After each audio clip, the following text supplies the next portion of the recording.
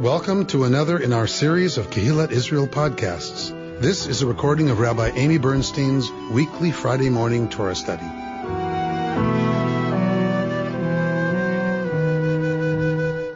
We are in Parashat Terumah this morning. We are in Exodus 25. We are reading on a triennial cycle.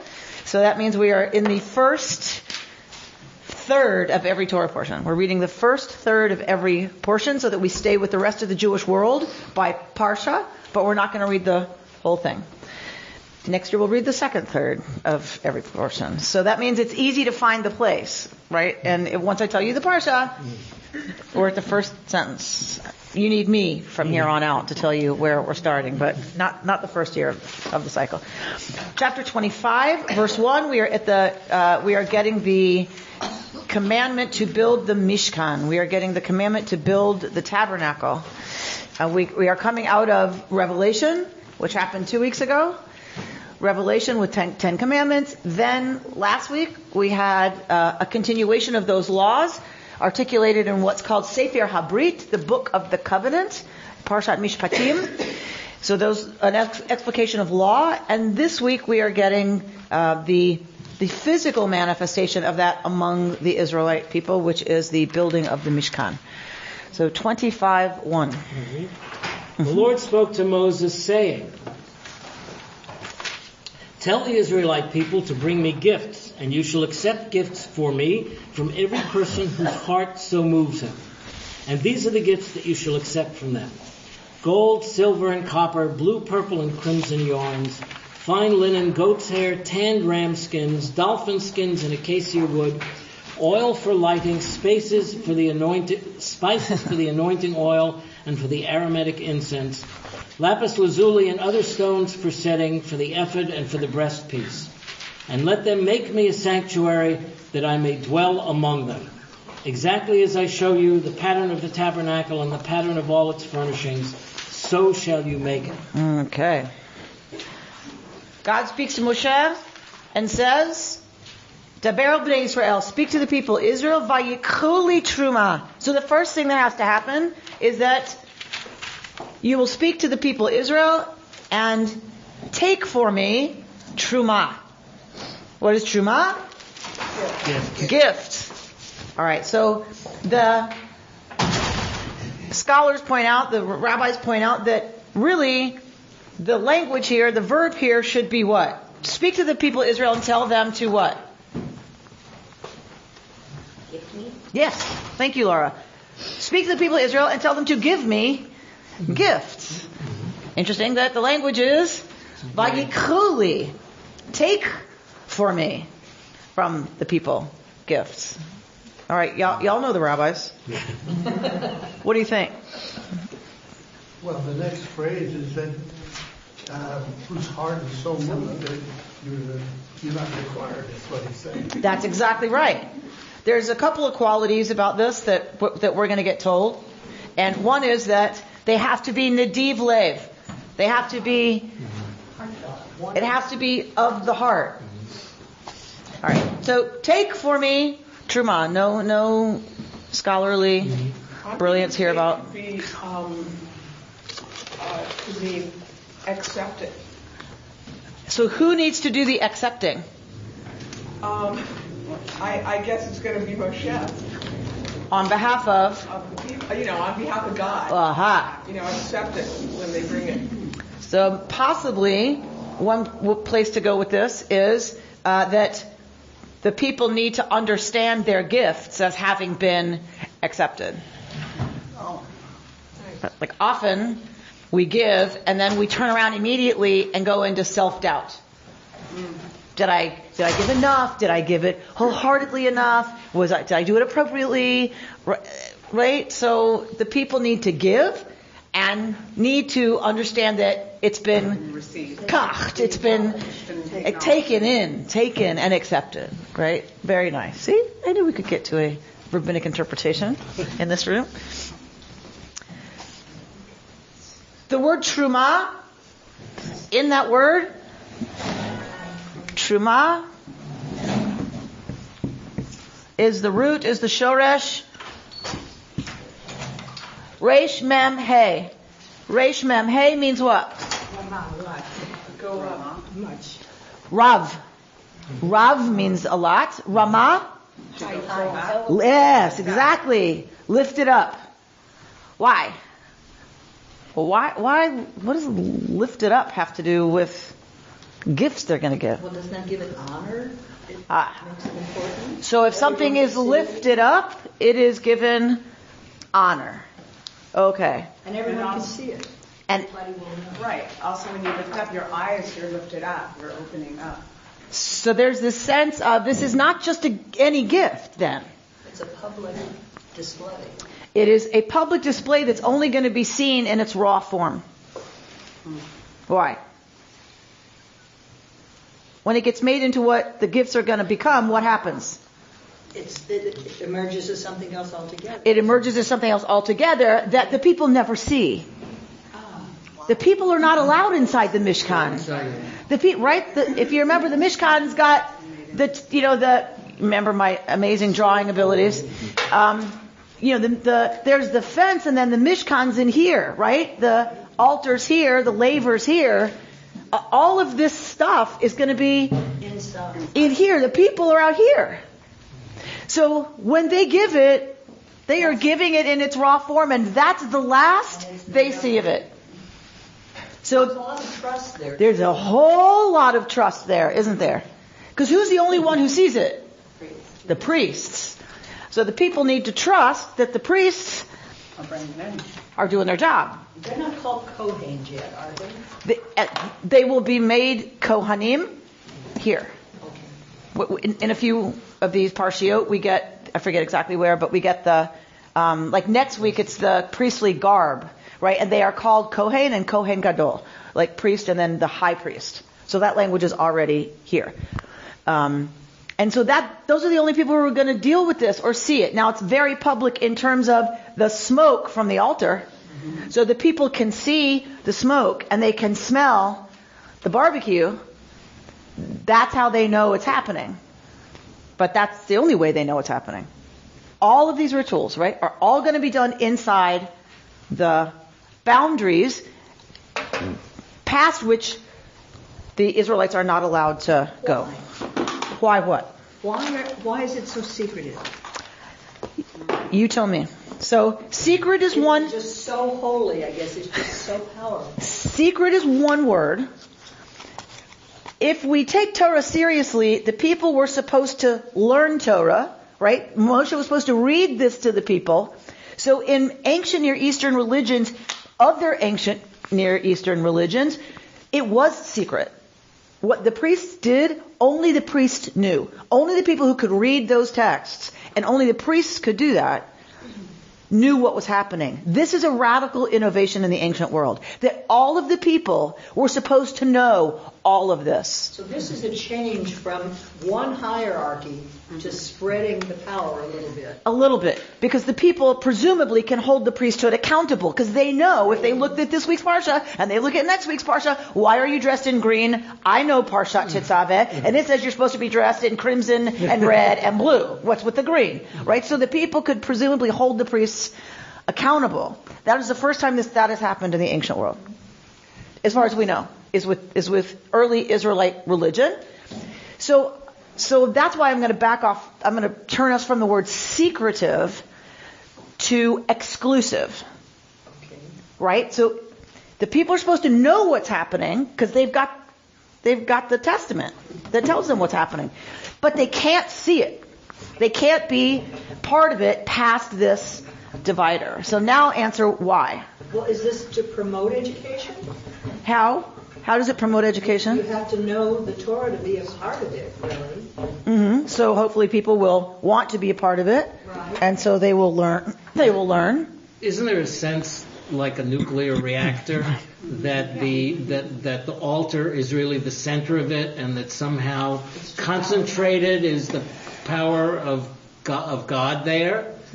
It's like not looking at the mountain. Yeah, it's like not looking into the sun. And there's an issue of danger, that it's a very dangerous place. Yes. And when we talk about those places, right, what are we talking about? Kadosh. Right. We're talking about Kadosh, right? And how do we know this is translated? Don't give me the English. Yes. Separate. Or set apart. And we say that so often. Kadosh, right, so we say in English, holy. But Like it, not enough. not nearly enough. It's set apart. It's completely other. It's other, and it is supercharged. So it is God who gives the instruction, according to tradition. It is God who gives the instruction that only the Levites and the priests are able to deal with the superpower of Kadosh. And they do it on behalf of the people. They do it on behalf of the people. So we tend to think of things of exclusive, meaning they get to do it and we don't. Right. The Torah understands who was supposed to do the service of God originally.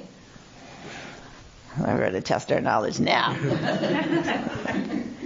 Who was supposed to do this originally? Not the priests and Levites. I'm going to say all of us. Well, some from among us. Moses, The firstborn.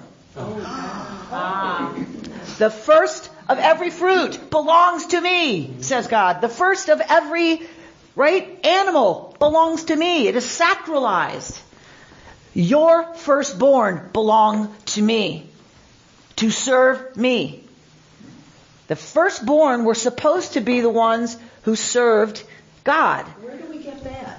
Where was that? Earlier. What's that? You missed that, yes. A few weeks ago. No, so it was earlier in our text when we're talking about bringing the first fruits. The issue, the first issue of the womb belongs to God. Period. Peretz rechem, that which is the first to burst forth from the womb, but all of it belongs to God. Animals, people, trees, everything. So why did it not apply here?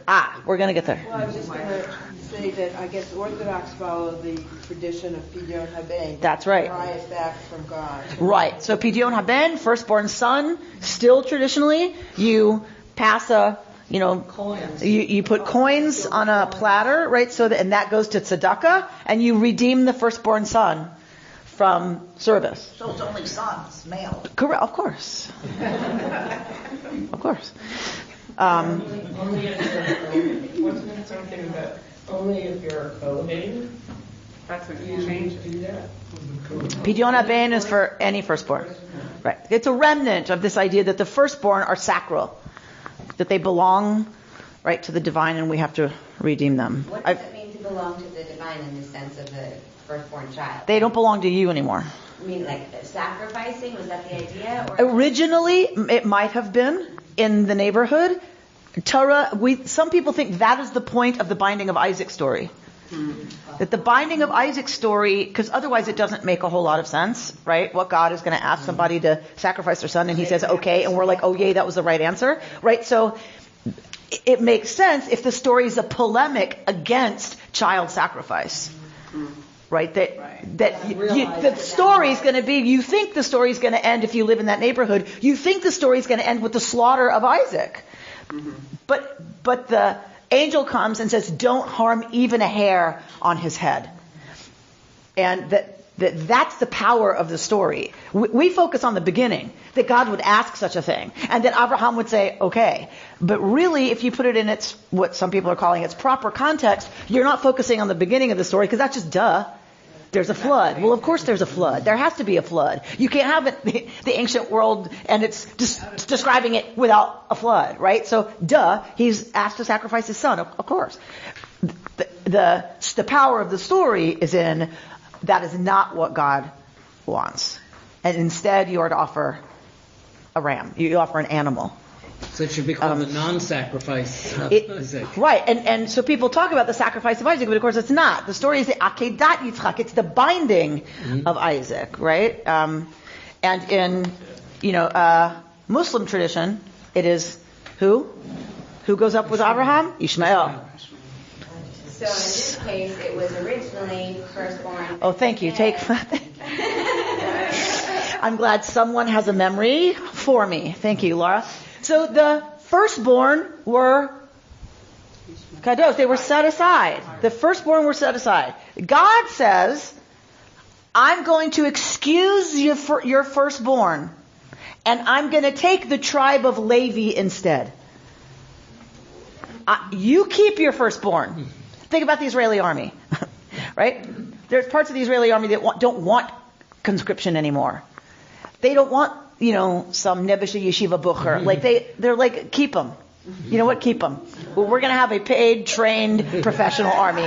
Keep your Yeshiva Bucher at home. It doesn't help us at all, right? So keep your firstborn. I'm taking, God says, the tribe of Levi instead, in place of your firstborn. They will serve me. So we tend to think of that as they exclusively will be running this business. We tend to think of that as a privilege, and we're left out.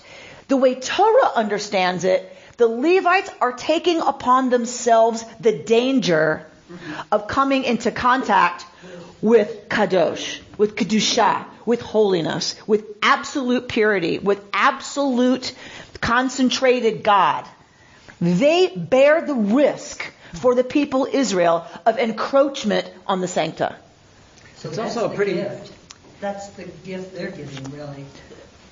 The Levites. Yes. And is there any other place that is unencroachable besides the Mishkan? Whenever the mountain is supercharged, right. When God comes down on the mountain, God says, "Don't touch the mountain," because now it's nuclear. Right. And the ark remains, as we see in a couple of other texts outside of the 5 books.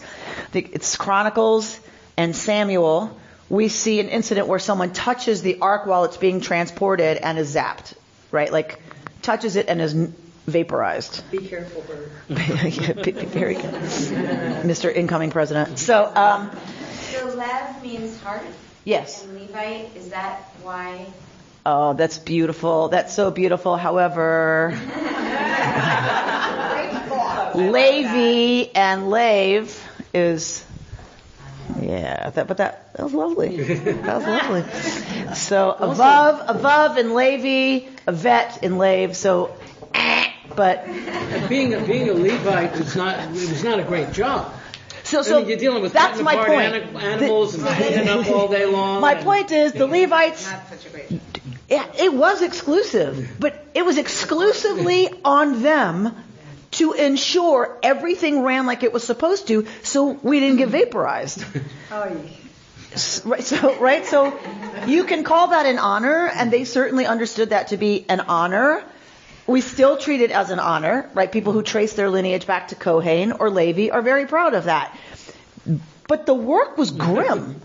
The work was chopping up a bull, a ram, right? And laying those pieces on the barbecue and cleaning up. They had to clean out the coals. They had to. It was a lot of work, and it wasn't pretty. This is for the Levites. Yes. Yeah. So it wasn't. They weren't shochets. Right. They were the shochet. They became the shochet because you brought your. Is that where the shochets all came from? Well, it's where the practice comes from.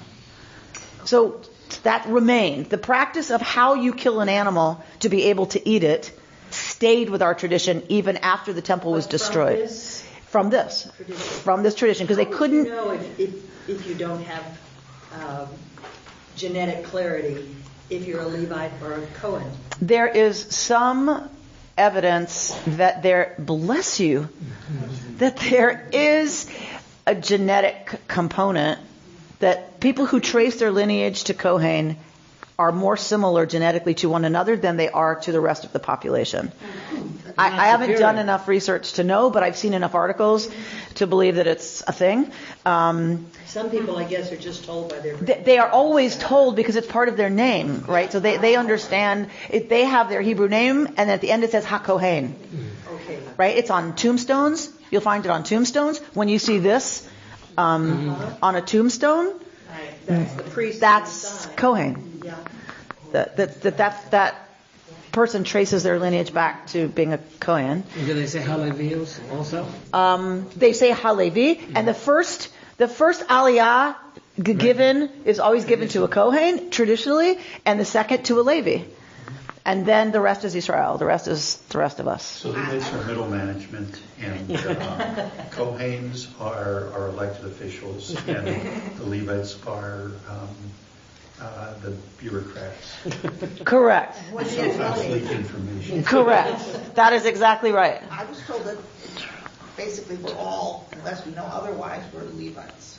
No. We're all Yisrael. We're all Yisrael. Right. See, I talked to the wrong people. Yes, you did. You got alternative facts. Yes. You got fake news because, right? So we are all Yisrael. Levite is mid-management, and Kohen was, the top dogs.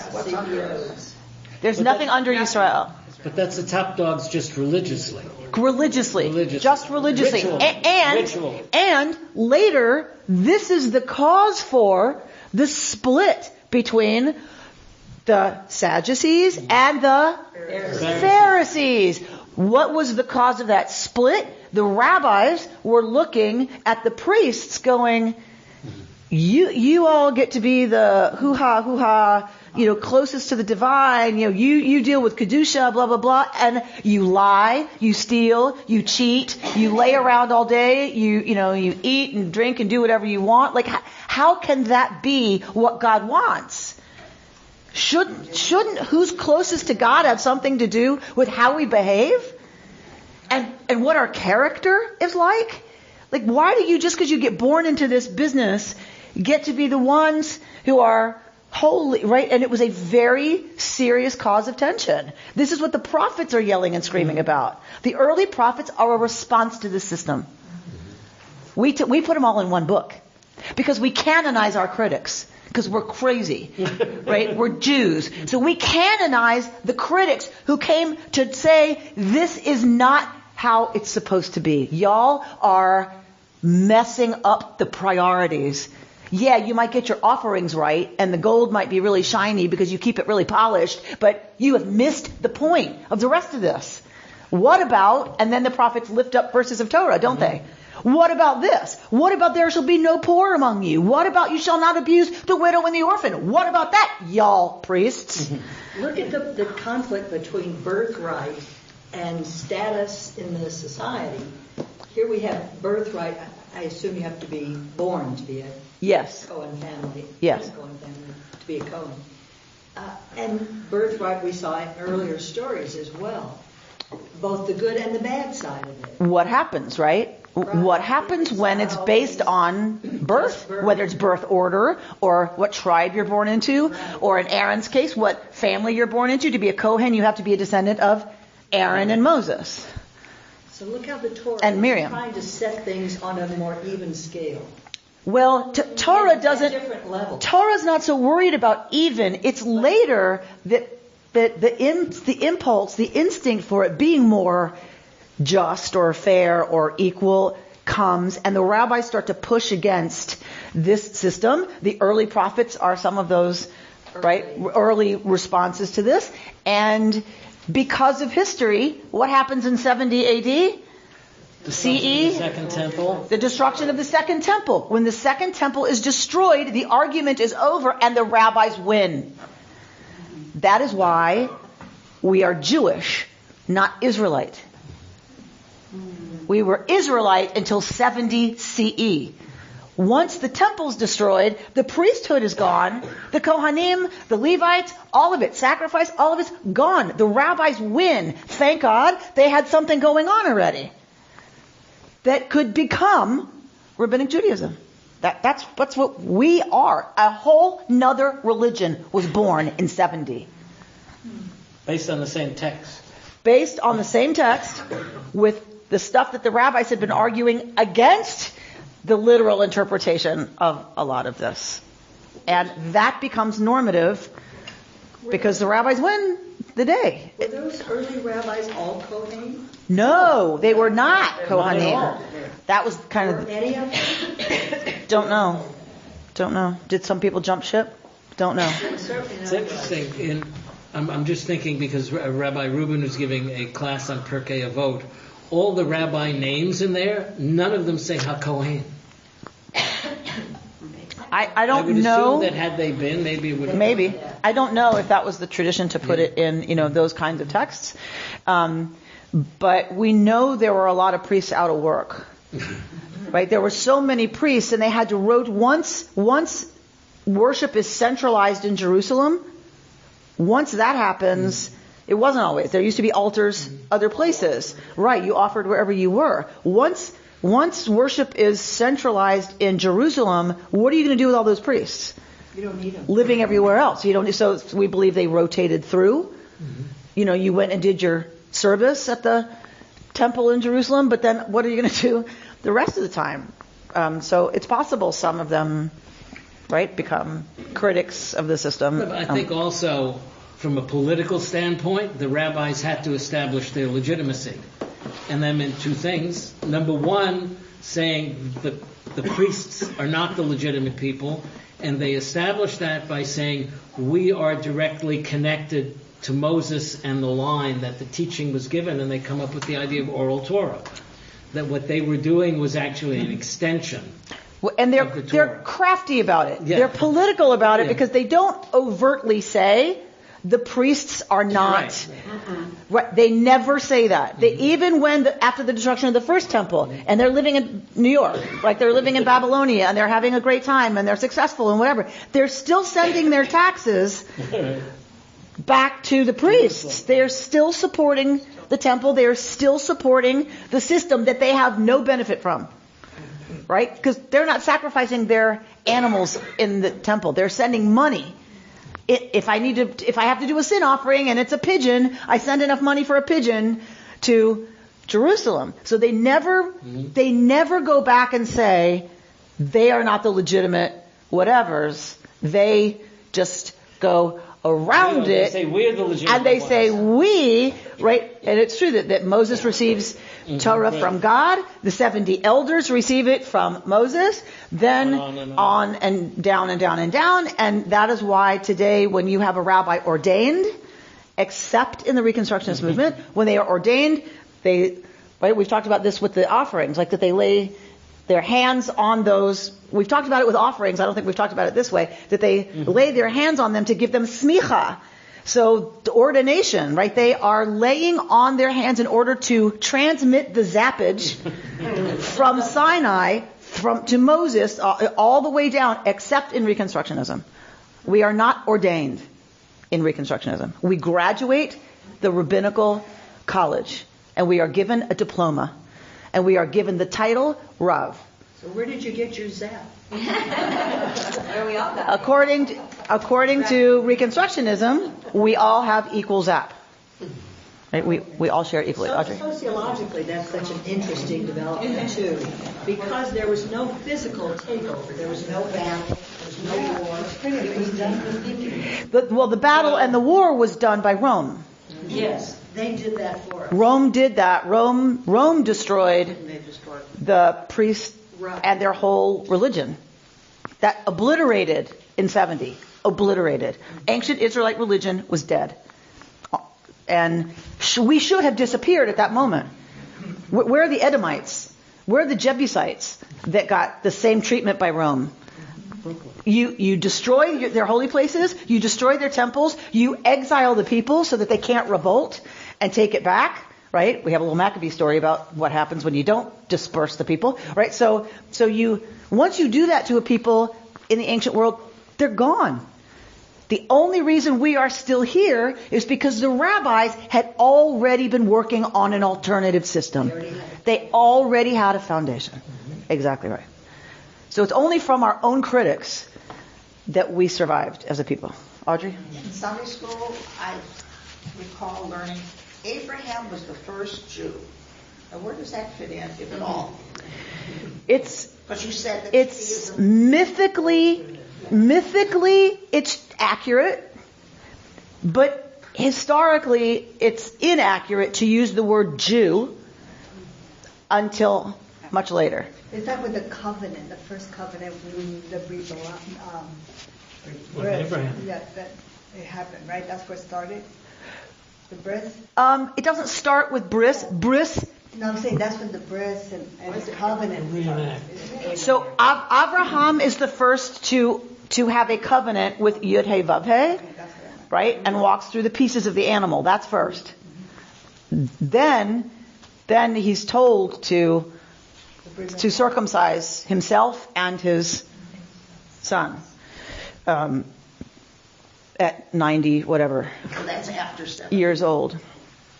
Oh no, that's way before. 70 is the end of the story. Yeah.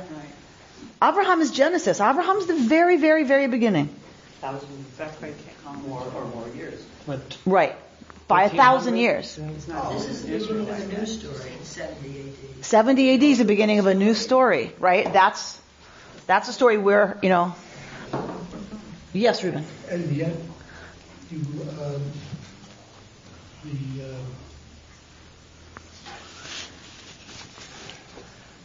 losing my train of thought here. The Orthodox still regard the Kohanim, for example, as really alive and have that place in society. Is that the legacy that they use for the rabbi?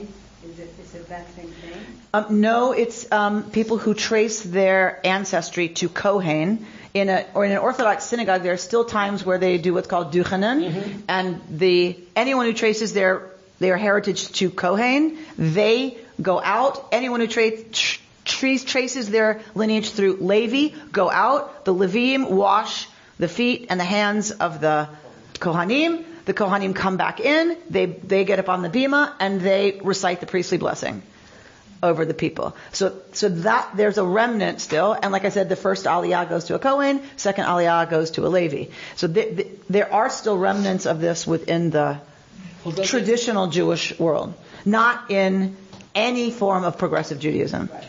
Don't the Orthodox... Their regard for a Kohen is very high. It's a real thing among Jews. Right. Well, aren't they waiting for the construction of the third temple? And so you have to keep Kohanim and Levi because there's going to be a third temple, and somebody needs to come back and do the sacrifices the way it is in Torah. Rita? I was just going to say, during the priestly blessing in Orthodox synagogues, you're supposed to look down, and I was taught if you look up, like you're going to be zapped. Different zap. Right. It's so mystical and so creepy in a way. Yes, we were told to not look at them. We were to look. We were to look down. How stubborn the Kohanim and the Levites are. But what accounts for the stubbornness and persistence of the Yisrael? Because we don't have a special place, but we do love our name. Right? So we are stubborn. That's why we're still here. Right? Israel is just as stubborn in our own way, because here we are. Right? Studying Torah, studying texts that the application of fell out of use 2,000 years ago. Right? And we're still reading. Well, we've read one verse. I let it go because I wasn't going to dig too much into text. So yes, Pam, I know what's going on. Get to the real juice of this. I know, right? So that's I try to stay with. We're learning no matter whether we're in text or in history, right? All right. So this is the Terumah that you will, again, we get the word tikhu meitam, that you will take from them. Zahav, bechesef, unechoshet. Verse 3. Zahav is what? Gold. Kesef is what? Silver. And nechoshet? Copper? Probably bronze. Probably a alloy of copper and tin. Is what's meant by nechoshet. There is no iron used in the building of the Mishkan, right? That is not one of the metals that are brought to be offered. Any guesses? Before the Iron Age. So it's late Bronze Age, early Iron Age. So possibly it's because there isn't a lot of iron, or get it? Either there isn't a lot of iron, or I know, okay, it was bad. It's been a long week. I'm sorry. So, what's the other reason? There's no iron, or what? It would be the opposite, which would be that it's just too abundant and it's not special. And it's abundant in what form? What was it used for? Oh, Weapons. Not what I was going to say. The Iron Age. The Iron. Just say. No, you did not. Just say the irony. The Iron Age is the technology of iron changed warfare.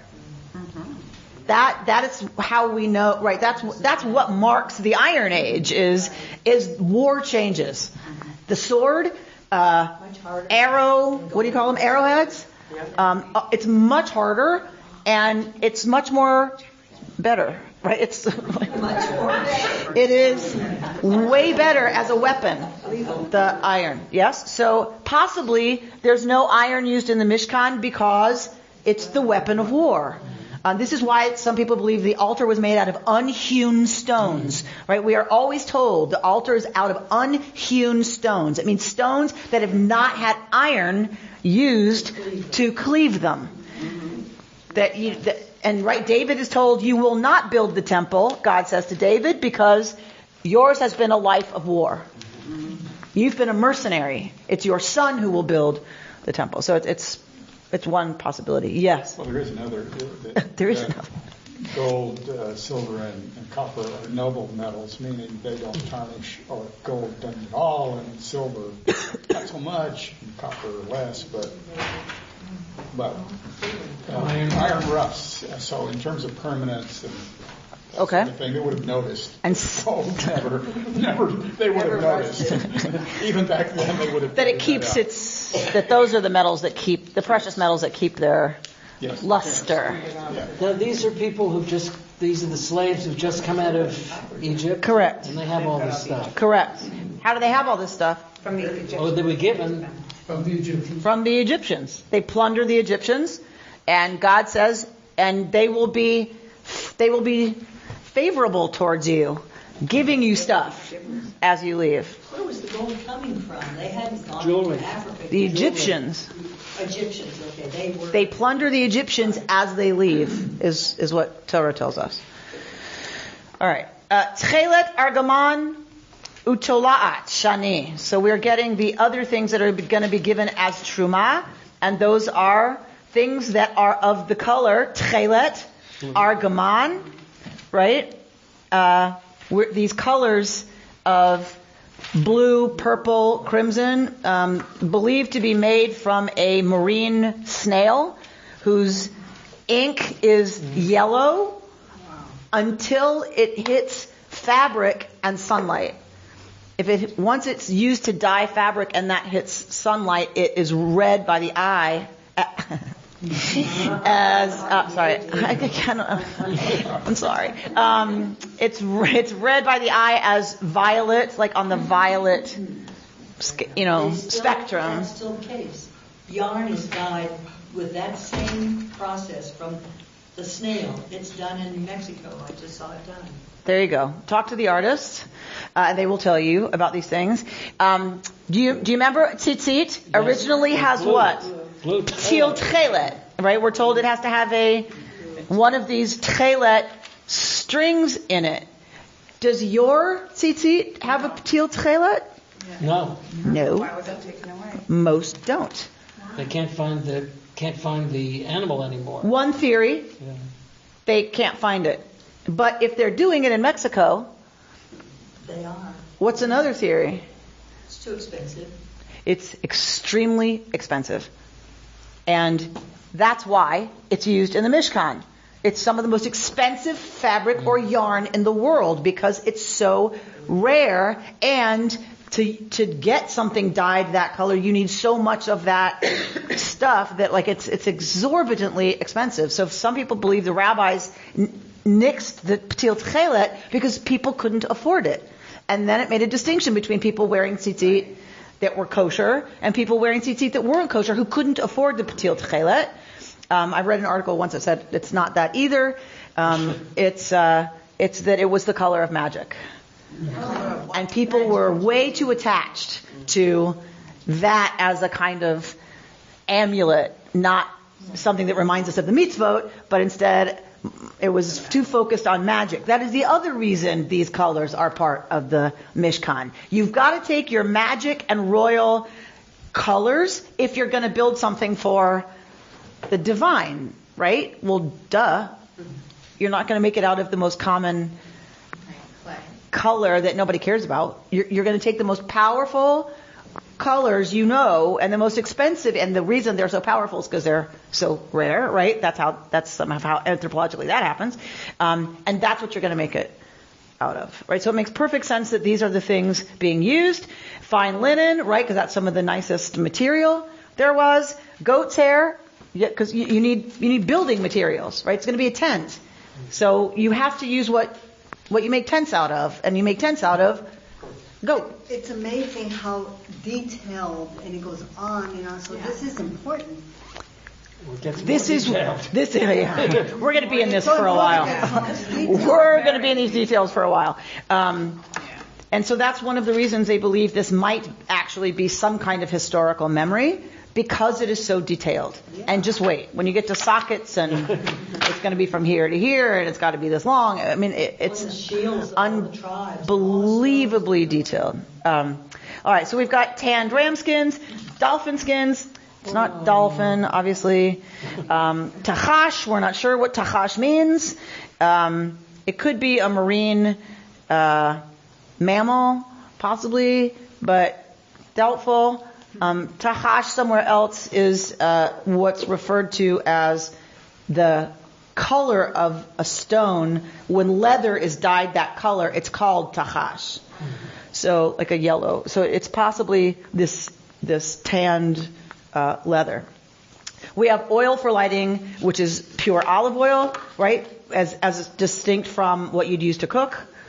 Like this is purified olive oil. Spices for the anointing oil and for the aromatic incense. These are the things that are going to be used. You're going to add spices to oil to desecularize the Mishkan and all that's in it. You have to desecularize it with this mixture. Right? All right. And then stones that are going to be precious stones that are going to be used in the breastpiece. And then we get to this very famous verse. Ve'asuli mikdash, and they will make for me a mikdash. Right? You see the kuf daled shin in there? They will make me a holy place. They will make me a set apart place. V'shachanti bitocham, and I will dwell in them. That's not what it says. Reuben, what does it say? It says that I may dwell among them. May dwell among them. That's the translation. That is impossible for them. So it's right. So the may is an English addition. It's not there in the Hebrew. They will make me a mikdash, and I shall dwell among them. So why would they translate it with a may? Because it means, the may there means that I might. So that I might dwell among them. That's what that may means. That formal, right. That making the mikdash is what's going to allow me to dwell among them. That's what the may is doing there. Different from what it says. It doesn't mean or not. Right, it doesn't mean may not. That I might, but then again I might not. So that I'm able to dwell among them, right? That is an English way to, but the Hebrew is much more, as always, specific and precise and terse. Let them build me they will build me a sanctuary, and I will dwell among them. So the rabbis, who are always seeking to metaphorize, if that's a word, this stuff, right? We've heard their story. So they are not interested in this being so literal because the temple's gone. This is a beautiful opportunity for the rabbis because they take out the word among. Take out the word among, and what have you got? They will make me a mikdash, and I will dwell in them. And this, for the rabbis, becomes the focus of all of it. That we are to build a mikdash, and in that way, God dwells in us. And they go further. That they then have the human being be the mikdash. That every human being is a mikdash me'at, is a small mikdash, and that's what God wanted all along. That what God wanted all along was that we should make of ourselves a mikdash. We should make ourselves and our lives holy. And when we do that, God dwells in the mikdash. That is each one of us. Is it later we get... Think of it that way as well? Just what? Do the Orthodox think of that as... Yes, absolutely they do. Even as they long for the third temple, yes. This is absolutely throughout all parts of Judaism. Ve'asuli mikdash v'shachanti b'tocham becomes a way of talking about building lives of holiness that God might dwell within us. Isn't it a little while that we get Kiddushin to you, Kadosh? Yes. But it's... Yeah, in Leviticus. Further, yes. Yes? No, we're just saying wherever we go, we take God. That what? Wherever we go, we take God. Yeah, absolutely. If or you could say wherever we go, God is. Well, and then all of the care and specificity and specialness of what's put into the mikdash is the prayer that we obviously with ourselves. And this is my son Aaron's Torah portion. So, it's 13 and you're thinking so much about all the negative self-talk and all the external, things that go on, not only at 13, but for all of us. And to try to be so mindful about what it is you build in yourself and to treat yourself kindly and put special things in there. So, and there's a whole genre of Jewish spiritual literature related to this, related to the idea that we're each a mishkan. There's really beautiful stuff written about how each of us is a mishkan, including that we once made offerings on the altar, and now the altar is the heart. The fire that burns in the heart is the altar, and we are to offer all the worry, all the chatter, all the whatever, rather than criticize ourselves for worrying and getting all caught up in whatever. We're to offer that in prayer on the altar of the heart. Right? So there's really beautiful stuff about spiritual practice around this stuff. Reconstructionism added another element to this in the definition of God. In what way? That it's the spark that's in everybody. That is a definition of God too. That is not unique to Reconstructionism. No. No. Well, that No. goes along with the question I asked a minute ago. Do the Orthodox also think of it? It's Judaism. But is that how they define God as well in Orthodoxy? As the spark that's within each of us, not anything outside of us? No. Reconstructionism does not define God as the spark within each one of us, not beyond us. That is not a definition of Reconstruction. They can be a Reconstructionist definition. It's a corollary. It's a corollary, but the move in Reconstructionism is away from a supernatural God to a transnatural God. But I believe lots of people in Reform Judaism would agree with that as their theology. It might at one point have been exclusively Reconstructionist, but I don't think so anymore. And I would say probably the liberal wing of conservative as well. Might think the same way.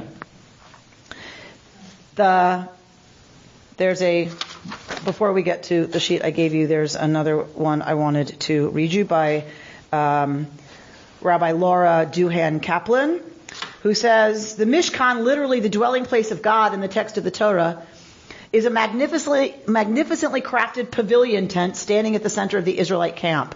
But where really is the Mishkan? Classical rabbinic midrash offers 3 answers. 1, in the human being.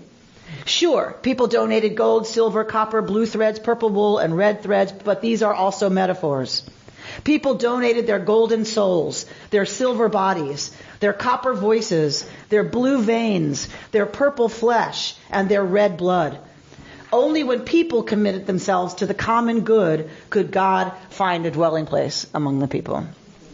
Number 2, in the heavens. Sure, the Mishkan is made of gold, silver, copper, blue threads, purple wool, and red thread, but these are also metaphors.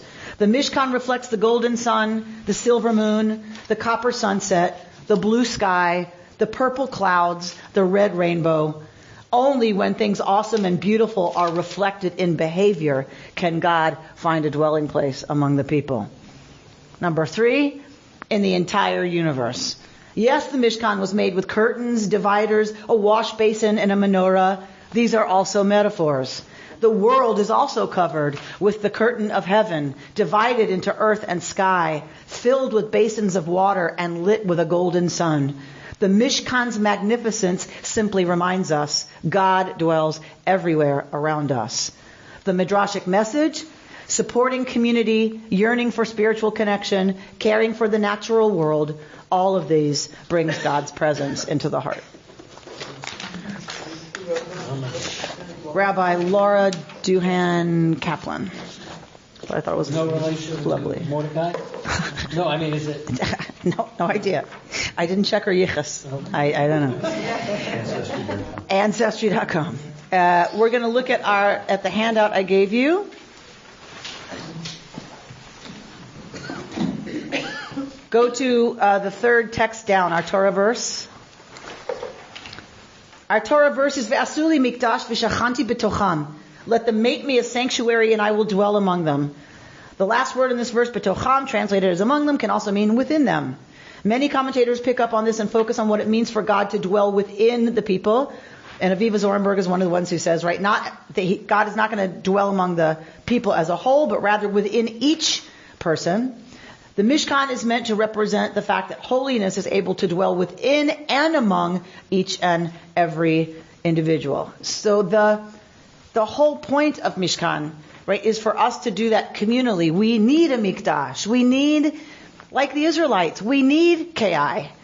We need this building, and it should be beautiful, and we should come here, and we should be here together. And the point is so that the divine is magnified, concentrated differently within each one of us, right? And then in our lives and in our homes, and what happens when we leave this place.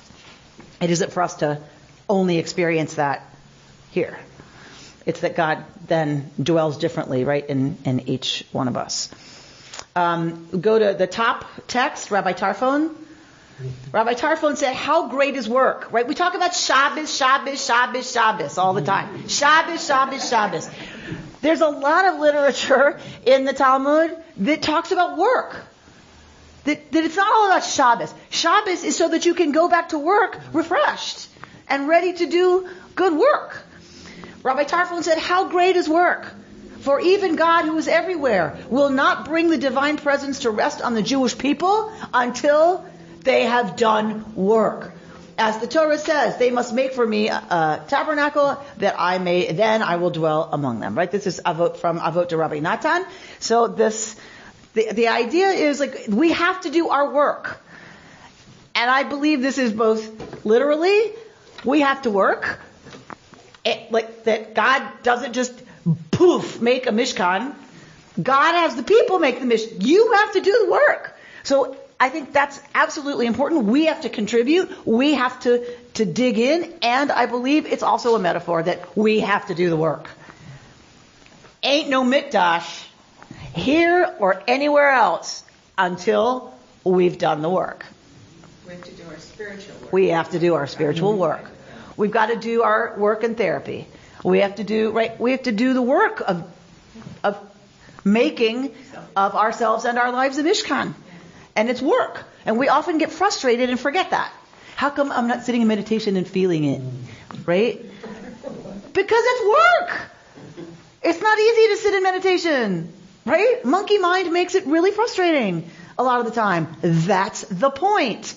The point is not to get all gushy and have mystico, whatever it is, like mystical union, right? Yes, if that happens, okay, terrific. But that's not the point.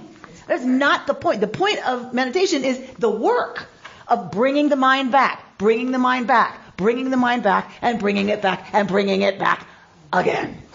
That is what builds of ourselves holiness. It's because we then control the ability, we have the ability to control where we go, how fast we get triggered, what we do when we get triggered, right? That's a lot of work. Okay. Beautiful. Go down to the paragraph starting the Hebrew term nadiv. Nadiv leiv. We saw that they have to be willing to give, right? That they're going to get a tax. Don't worry. There's going to be a tax, and everybody has to pay half a shekel. They're going to pay dues. Don't worry about it. Like to build KI, to keep it running, you got to pay dues. It's a Jew tax, and that's going to be equal on everybody. Everybody's got to pay that. The gold, silver, and all that other expensive gorgeousness, that has to be an offering voluntary from the heart. So what y'all bring above and beyond your dues in all kinds of ways that has to come from you. The Hebrew term nadiv, this word suggests not so much the office or status of a noble, but rather the characteristic of nobility.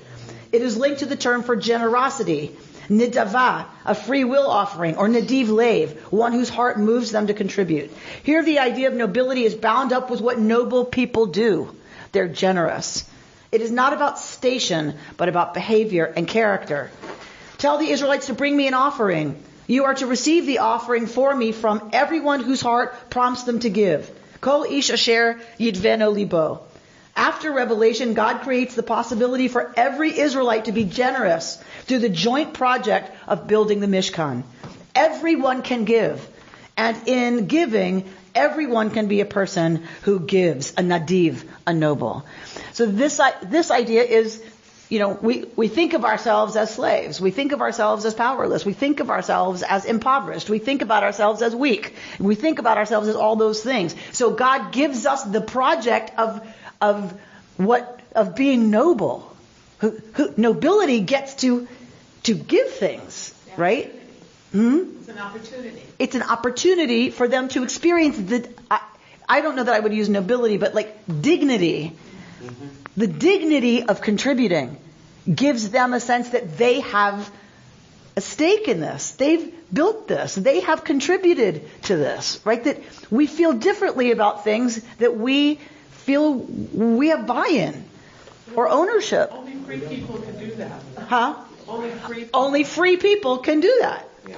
But they got all that stuff from the Egyptians. It's not as if they worked and earned it and created it. So yeah, they're giving something that they had, but they barely have it.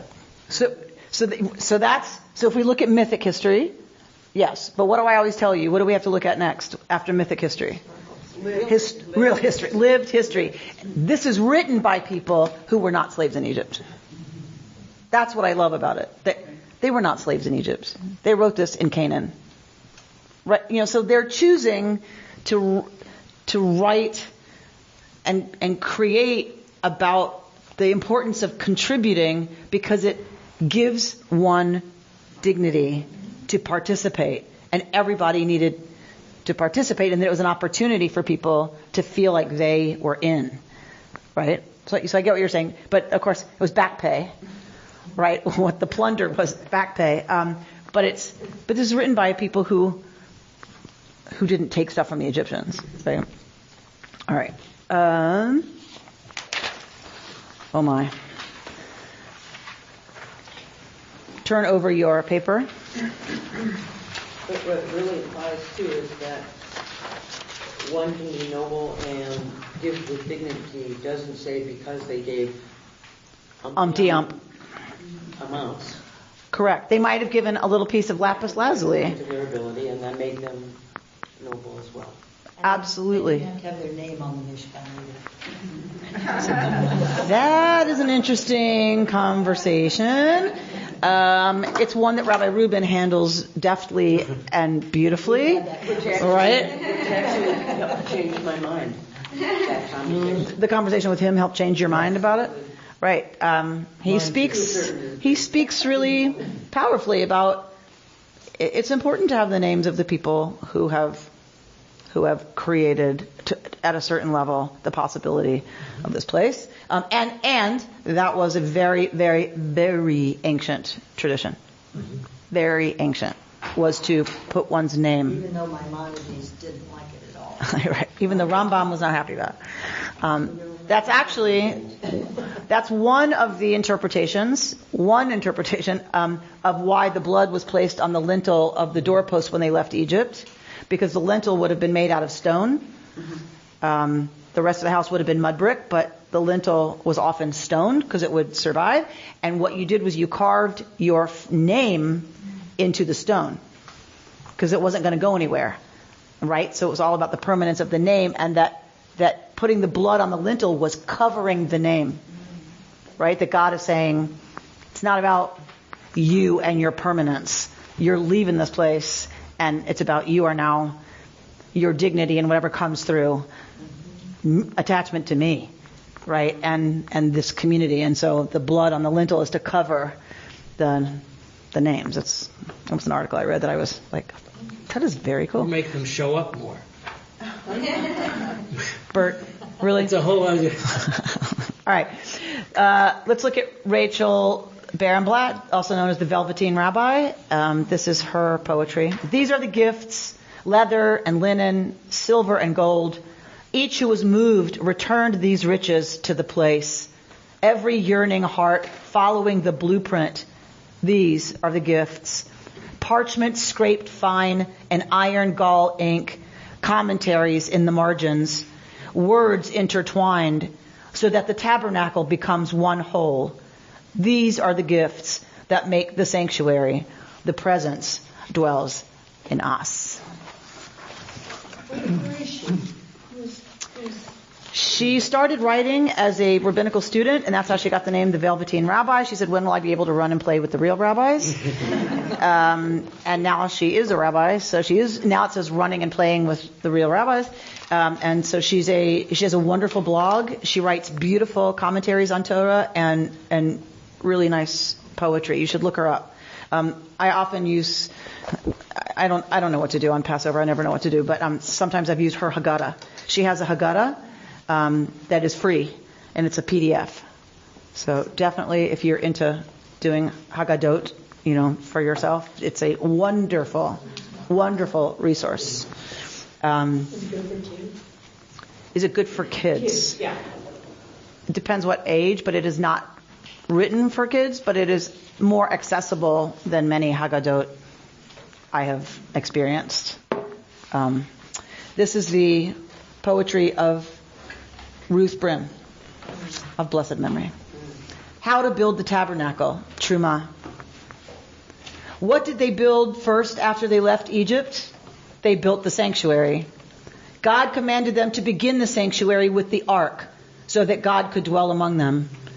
According to the word of God, our ancestors built the ark, and because their hearts were willing, they built themselves into the people who could carry the ark in their midst. We pray to begin what we build in the presence of God. We pray to begin each day and each year with the Word of God. We pray to begin each task and each hour according to the will of God, so that, like our ancestors, we may build and become what is good. Our God and God of our past and future, in you alone is goodness and holiness.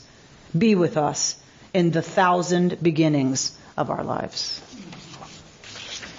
May we each find a way this Shabbat to create space, sacred space at the center, that we might experience the divine dwelling in each of us, and that we might therefore contribute differently to what the world looks like this coming week. You've been listening to Rabbi Amy Bernstein's Friday morning Torah study from Kehillat Israel in Pacific Palisades, California. For more information, go to our website, www.ourki.org.